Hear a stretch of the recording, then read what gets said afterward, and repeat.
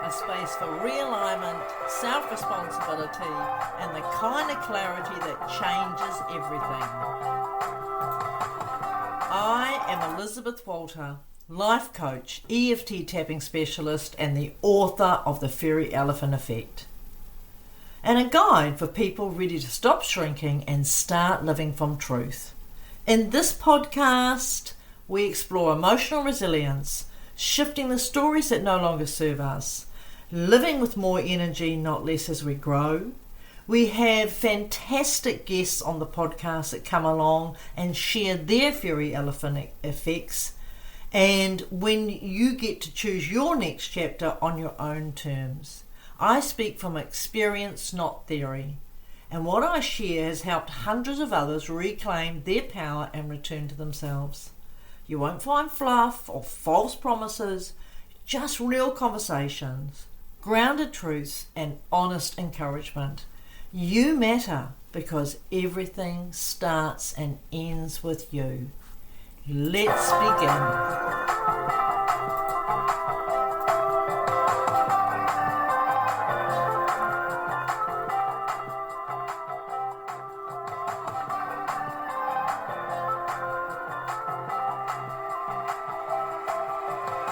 Hello and welcome to podcast 30. Hello and welcome to podcast 31.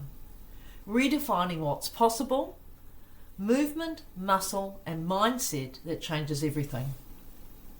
It feels a bit like a milestone, 31 episodes in, and I'm still here, still sharing, still showing up. The sound has changed, the music has changed, and I've changed. And I kept going. Because my contract is not perfection, just consistency. So if you listen today, know this. I am walking with you, I'm evolving to, and I'm proud of the direction I've chosen to walk in. Now, I want to begin with something personal. For me, the year doesn't begin in January, it begins in July. And this is how I've always felt the rhythm of my life has been. So I treat July as my new year. And this week, I looked back at the version of me that started last July and realised how much has shifted. Not because I followed a rigid routine or made one massive transformation, but because I made a decision not to accept decline. Not to believe that getting older meant getting weaker or less vibrant. I chose not to agree with the story that I had to give up, slow down, or give in. And I want you to know that kind of decision changes everything. Now, I have had spinal surgery, a discectomy and a fusion of my spine.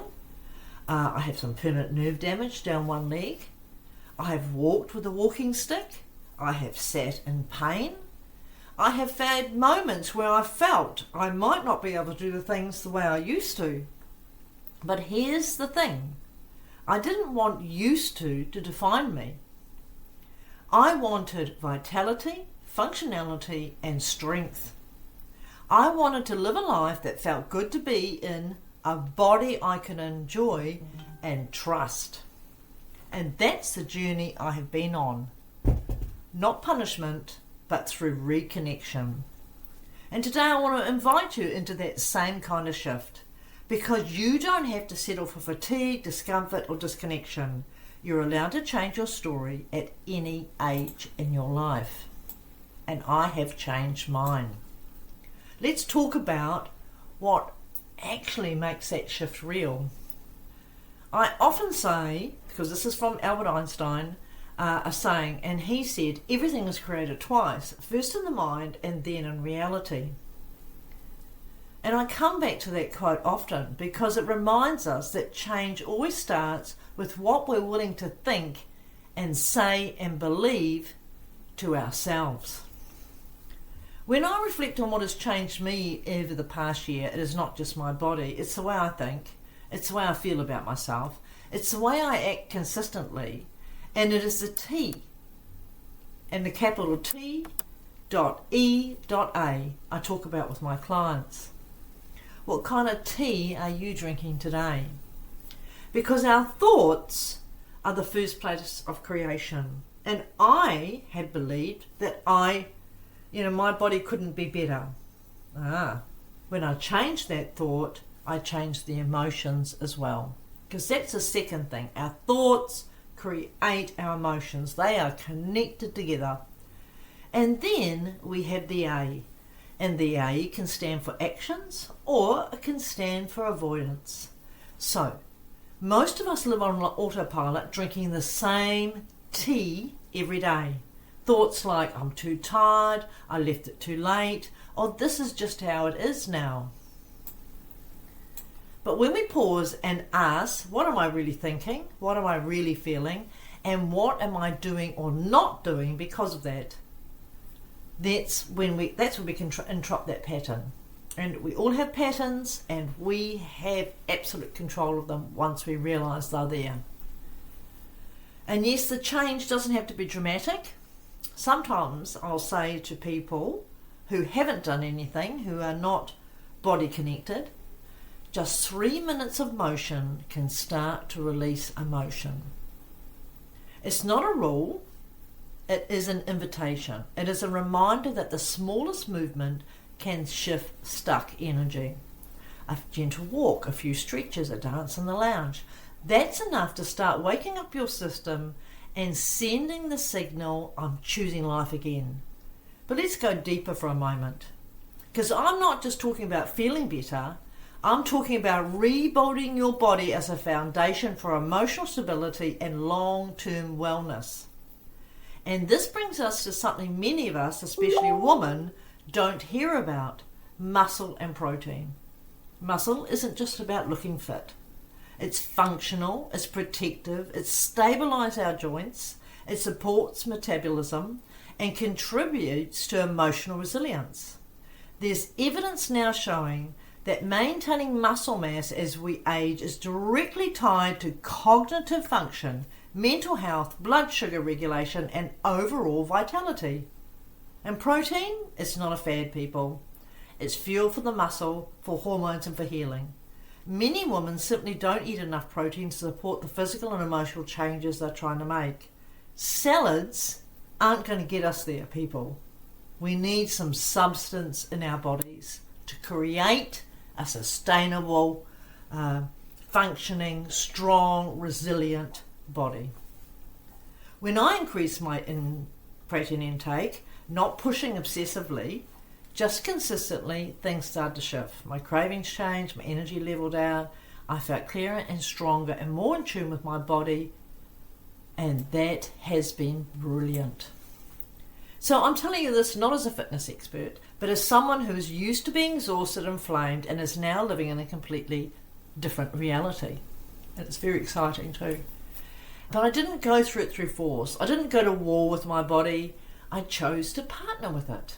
And that's where I help others do that, whether they're dealing with anxiety, emotional overwhelm, or just feeling disconnected from who they are.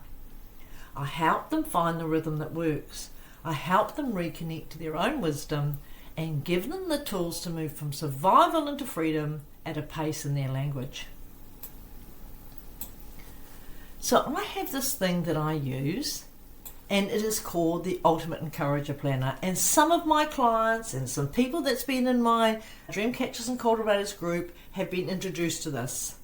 And it seems a little bit against us because it is actually changing your habits in a way that is sustainable and that is kind. It is not a to-do list or a regime. It's a space to gently track movement, mindset and meals. To speak to yourself with encouragement, not criticism. Because small, kind, consistent things, they matter more than grand declarations. When we start being persistent and consistent in the right attitude, everything can change for us. Now, if you would like a bit more information about that, or you would like a copy of the planner, just email me at welcome@lizziesinsightscoaching.com. and I will send that out to you. Because before I close today, I want to remind you of this. You're not too late, you're not broken, you're not stuck. You're alive, you're capable of extraordinary change, and you're allowed to live in a body that you love. Not because it's perfect, but because it's yours.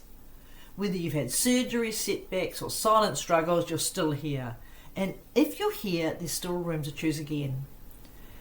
I've also been on a mission to reverse my diabetes, and I'm nearly there. And it won't be very long before I can come to you and say I'm a pre-diabetic. I have a lot more muscle in my body than I've ever had in my life.